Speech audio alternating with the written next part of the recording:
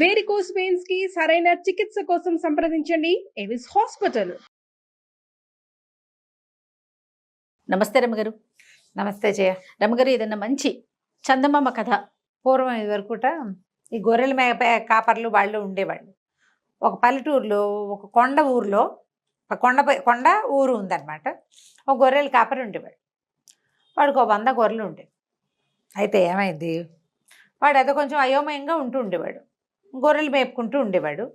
వాడికి పక్క ఊళ్ళో ఏదో పని వచ్చింది. అయితే గొర్రెలకు కాపలా ఎవరినైనా పెట్టాలి కదా. బాగా ఆలోచించాడు, అటు ఇటు చూసాడు, ఎవరు కనపడలా. ఏం చేస్తాం, గొర్రెలకి దిక్కులేని వాడికి దేవుడే దిక్కు. గొర్రెలని దేవుడికి వదిలిపెడదామని వదిలిపెట్టాడు. ఎవరైనా చేస్తారా?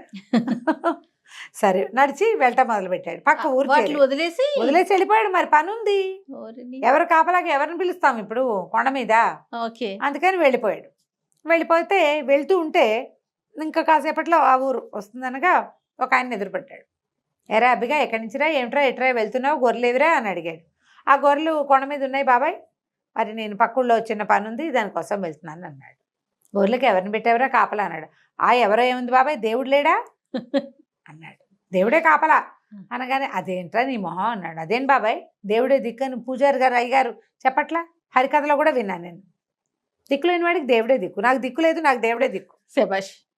ఎవరిని పిలుస్తాను కొండ మీదకి, ఏమైపోతుందిలే, దేవుడు చూడ్డా ఆ మాత్రం దేవుడు చెప్పు, కరెక్ట్ కదా? అంతే అంతే, చాలా కరెక్ట్ రమ్మగారు అని అందుకని వెళ్ళిపోతున్నాను బాబాయ్ అన్నాడు. ఊరి వీడి కడుపు కాలే, వీడి ఇంత తెలివే వీడికి, వీడి చూడు ఇదేం తెలివి. ఆయన ఏం చేస్తాడు, దేవుడే చూస్తాడు, వీడి రోగం బాగా కుదురుస్తాడని ఇంటికి వెళ్తూ 25 మంచి సలీసుగా బాగా కండపెట్టిన గొర్రెల్ని ఏరుకుని తోలుకెళ్ళిపోయాడు.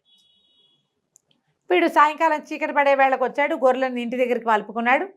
కిందకి మలుపుకు రావాలి కదా. మలుపు వచ్చాక ఏంటో మంద చిన్నదైంది అనిపించింది. పొద్దున్న చూస్తే 25 లేవు. ఆయన పట్టుకుపోయాడు కదా, దేవుడే చూస్తాడన్నాడు. వీడు లపోదిపో సరిపోయి పూజారయ్య గారు ఉన్నాడు ఆ ఊళ్ళో. ఆయన అడిగాడు, గొర్రెల కాపలా ఎవరు లేరండి, ఏం చేయాలో తెలియట్లేదంటే, అరే 2 కుక్కలు పెట్టుకోరా, కుక్కలు గొర్రెల మందని మేపుతాయి. అవునండి, మేపుతాయంటే అదే కాపలాగా వస్తాయి, అదేలేండి అని చెప్పాడు. 25 గొర్రెలు పోవడం అంటే చిన్నదే. అమ్మో. సరే అక్కడి నుంచి ఏమైంది, ఆ కుక్కల కోసం చూసి కాపలా కాయగలిగే కుక్కల్ని ఎవరు అమ్ముతారో వెతికాడు. వెతికి 2 మంచి బ్రహ్మాండంగా దిట్టంగా ఉన్న కుక్కల్ని తెచ్చుకున్నాడు. తెచ్చాక ఆయన ఏం చెప్పాడంటే, 2 పలాల మాంసం తింటాయి కుక్కలు, రోజు చెరుకు అంతా మాంసం పెట్టమన్నాడు. మాంసం పెట్టమంటే మాంసం ఎడకెళ్ళి తెస్తాం అని ఆలోచించి, సరే ఎలుకలు బాగా కనపడతాయి, చెరుకో ఎలుక కుక్కకి, ఆ మాత్రం ఎలుకనే. ఈ పొలాల్లో ఎలుకలు పెట్టేవాళ్ళు ఉంటారు కదా, వాళ్ళ దగ్గర బేరం కుదుర్చుకున్నాడు. పొద్దున్నే తను సర్ది తినేటప్పుడు చెరుకో అంతా అన్నం పెట్టేవాడు, చెరుకో ఎలుకని ఇచ్చేవాడు. ఆ కుక్కలు ఆ అన్నం తిని ఆ ఎలుకలను తిని ఆయన కూర్చుని ఉండేవి. ఎవరైనా వస్తే ఆ పెద్ద వీడు ఏం పెట్టాడని నేను అరుస్తాను, నాకెందుకు వచ్చింది అని ఊరుకునేవి. సరే ఏమైంది, కొండ మీదకి తీసుకెళ్ళేవాడు. అయినా కూడా అప్పుడోటి చొప్పున గొర్రెలు పోయేవి. ఇంత కుక్కల్ని మేపుతున్నాం కదా, కుక్కల్ని మేపుతున్నాం మనం. 2 ఎలుకలు పెట్టి 2 ఇంతలు అన్నం పెట్టి, చెరుకో వీసుడు అన్నం పెడుతున్నాం కదా, చెరుకో ఎలుకని ఇస్తున్నాము. ఇంకా ఏమిటి వీటికి, ఈ కుక్కలకి ఇంతకంటే ఎందుకు అని చెప్పి అనుకునేవాడు. గొర్రెలు మాత్రం పోయేవి.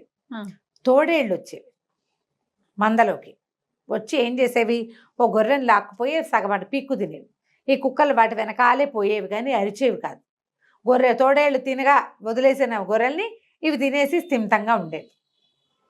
మధ్య మధ్యలో వాటికి అనిపించేది, ఈ గొర్రెలు మన యజమానివి కదా అని. కానీ వాడు కాదుగా పెట్టింది, అయినా కూడా పోయేవి. ఇలా అయిపోతుండేది. మరి వీటికి గొర్రెల్ని చంపడానికి రాదు కుక్కలకి, వాటికి అంత రాదు, వాటికి ఆ పని కాదు వాటిది. ఎవరో వచ్చి చంపితే మాంసపు వాసనకి పోయి తినేవి. ఇంకా కొన్ని రోజులు గడిచేసరికల్లా ఏమైంది, ఒక్కోటి తగ్గిపోయి మంద చిన్నదైపోయింది.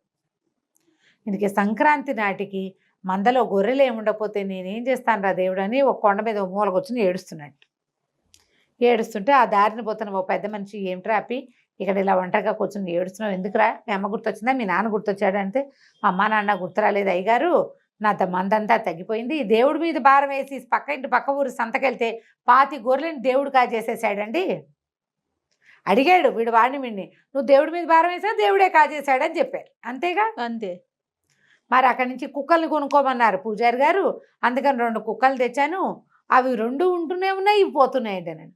కుక్కలకి ఏం పెడుతున్నావురా అని అడిగాడు ఆయన. ఏం పెడతానండి, పొద్దునే చెరుకోబడి నేను అన్నం తినేటప్పుడు చద్దన్నం వాటికి పెడతానండి. అక్కడి నుంచి చెరుకో ఎలుకని, ఎలుకలు వాళ్ళని వేయమన్నాను, చెరుకో ఎలుక తింటాయి. ఆయన అన్నాడు, ఒరే అంతంత కుక్కలకి ఎలుకలు ఏం సరిపోతాయిరా, వాటికి ఆహారం కావాలి, అవి నీ కోసం పని చేస్తున్నాయి, నువ్వు వాటి కోసం ఏం చేస్తున్నావో చెప్పు. ఏం చేస్తావండి, కుక్కలకి పెడుతున్నాం కదా అన్నాడు. ఒక్క పూట తిండి కూడా కాదు వాటికి, నువ్వు ఓ పని చెయ్యి, ఏదో ఇవాళో రేపో ఎల్లుండో ఏదో పని మీద ఓ గొర్రెని కోస్తావు కదా, శుభ్రంగా కుక్కల్ని మేపు. గొర్రె మాంసం అమ్ముకుందాం అనుకోదు, అమ్మితే అమ్ము, కొత్తగా అయినా వీటికి పెట్టు. ఆ తర్వాత అవి నీకు విశ్వాసంగా పనిచేస్తాయి. సరే ఏమైంది, ఓ 2-3 రోజులు కొండకెళ్ళలా, కుక్కలు గొర్రెలు ఇంటి దగ్గరే ఉన్నాయి. ఇంకో రోజు మధ్యలో ఏదో ఒక పండగ వచ్చింది. సెప్టెంబర్ అక్టోబర్లలో పండగలు వస్తాయి కదా. పండగలకి అందరూ గొర్రెలను కోసుకున్నారు. వీడు కూడా మంచి సాలీస్గా ఉన్న ఒక గొర్రెని కోసాడు. ఏదో వండి అమ్మవారికి నైవేద్యం పెట్టాడు. అక్కడి నుంచి ఇంకా అవి ఇవి మిగిలిన వ్యవహారాలు ఉంటాయి కదా, మిగిలిన మాంసం అంతా కుక్కలకి రండి తినండి అని చెప్పేసరికి 2 కుక్కలు ఆశ్చర్యపోయినాయి. గొర్రెని ఎప్పుడు ఎలుకలే పెడతాడు, ఏంటి గొర్రె మాంసం పెడుతున్నాడు, వాటికి ఆల్రెడీ గొర్రెల మాంసం తినే అలవాటు అయింది. శుభ్రంగా తినేసినాయి. తినేసాక కాస్త కూస్తా మిగిలితే రేపు వండుకుని తిందామని చెప్పారు బయటికి. మర్నాడు కూడా 2-3 రోజుల పాటు గొర్రె మాంసంతో చక్కగా విందు జరిగింది కుక్కలకి. 4వ రోజున కొండకెళ్దాం పదండి అన్నాడు. కుక్కల్ని మీద తీసుకుని గొర్రెల్ని, ఈ 15 గొర్రెలు 18 గొర్రెలు మిగిలినాయి, వీటిని తోలుకొని కొండ మీదకి వెళ్ళాడు. వెళ్ళాక కుక్కల్ని మీరు వీటిని చూసుకోండి అని వాడి దారిని వాడు వెళ్ళిపోయాడు గడ్డి కోసుకురావటానికి. ఇంకో పక్క ఇక్కడ 2 గేదెలు కూడా ఉన్నాయి, గడ్డిగా తెచ్చుకోవాలి కదా, గొర్రెలు అంటే మేస్తాయి, గేదెలు వేయాలిగా. రాత్రికి కోసుకోవడానికి వెళ్ళేసరికల్లా ఇంతలో తోడేళ్ళు వచ్చినాయి. తోడేళ్ళు వచ్చేసరికల్లా కుక్క భయంకరంగా అరిచింది ఒకటి. ఏమని అరిచింది, అన్నయ్య మా అయ్యగారు మా కాపు బాగా తినబెట్టాడు, దగ్గరికి రాకండి చీల్చేస్తాం అని చెప్తాం అరిచి. 2వ కుక్క కూడా గైగేమని అరిచింది. ఇదేమందంటే, అన్నయ్యలు రండి, మీ డొక్క నింపుకోండి, మా డొక్క నింపండి అని అరిచేసరికల్లా తోడేళ్ళు ఆశ్చర్యపోయినాయి. ఏనాడు ఇవి అరిచినవి కాదే, నిశ్శబ్దంగా చూసేవి, అసలు భయం అంటమే లేదు. పైగా ఇవాళ మాట్లాడుతున్నాయి ఆ భయ భాషలో. ఒకటేమో దగ్గరికి రావద్దు, మా కాపు మాకు తినబెట్టాడు కడుపు నిండా, తిండి లేక మిమ్మల్ని రానిచ్చాం కానీ ఇప్పుడు మేము రానివ్వమంటోంది. 2వదేమో మీ డొక్కలు నింపుకోండి, మా డొక్కలు నింపండి అంటోంది. ఈ రెండిట్లలో దేని మాట నమ్మాలి, ఇప్పటిదాకా అసలు మాటే లేదు బయటికి. ఈ తోడేళ్ళు 2 ఏమనుకున్నాయి, మొహమొహాలు చూసుకుని ఇప్పటికి ఎన్నాళ్ళుగానో ఈ గొర్రెల మీదే ఆధారపడి బతుకుతున్నాం, ఇదొకటే మనకి తేలిగ్గా దొరికే మంద. కుక్కలు మామూలుగా అరిస్తే కాపలా ఉన్నవాడు ఎవడో పరిగెత్తుకొస్తాడు. అవి తోడేళ్ళని ఏమి చేయకపోయినా, పులో తోడేలా వచ్చిందనుకో, అవేం చేయలేకపోయినా అరిస్తే ఇక్కడ ఎవరో వచ్చారని గుర్తుకైనా కుక్క అరవాలి, అరిచేవే కాదనమాట. ఫస్ట్ టైం అవి అరవటం. ఈ అరుపులు విన్నాడు కాపులు, ఆ కుర్రాడు అప్పి. వాడు ఎక్కడో కొండకి పైకి వెళ్ళాడు. వాడు దిగి వచ్చే లోపల ఏమైంది, తోడేళ్ళు 2 ముందు దాని మాట వినద్దు, 2వ దాని మాట అట్రాక్టివ్గా ఉంది. తిను అనే మాట ఎప్పుడు అట్రాక్టివ్గా ఉంటుంది. తినద్దు అంటే ఎవరికి నచ్చుతాయి లోకల్లో, తినకూడదు అంటే నచ్చదు. తిను తీసుకో అంటే రమ్మనేది ఎప్పుడు అట్రాక్టివ్గా ఉంటుంది. నువ్వు చూడు, పాజిటివ్గా ఉండేవన్నీ అట్రాక్టివ్గా ఉంటాయి, నెగిటివ్గా ఉండేవి నచ్చవు. అది మంచి అయినా నచ్చదు. దాంతో ఏమనుకునే, అది రమ్మంటుంది కదా అని ఈ మందలోకి జ్వరపడేసరికి కుక్కలు ఇంత ఎత్తున లంఘించి 3 రోజుల నుంచి మాంసం పూటుగా తింటున్నాయేమో, చీల్చి చెండాడేసినాయి తోడేళ్ళు 2 చెరుకోటి. ఆహారం అందింది శుభ్రంగా, అందాకేముంది ఇంకా దాని పని. అక్కడి నుంచి అరుపులు విన్న ఆ కాపు కుర్రాడు అప్పికొండ పైనుంచి కిందకి దిగి పరిగెత్తుకొచ్చేసరికల్లా రక్తస్రావం అయిపోయి అడదిడ్డంగా పడిపోయిన తోడేళ్ళు, పళ్ళు గిటకరిచి అరుస్తున్న కుక్కలు కనపడ్డాయి. ఓ స్వీట్ దుంపదిగా, ఇవి తోడేళ్లను చంపగలిగే కెపాసిటీ ఉన్న కుక్కలు. నేను సరిగ్గా తిండి పెట్టకైనా ఇన్ని గొర్రెలు పోగొట్టుకున్నాను, శుభ్రంగా పెట్టుంటే ఎప్పుడో చేసేవి, అసలు మంద చిన్నదయ్యేదే కాదు. ఆశ్చర్యపోయాడు.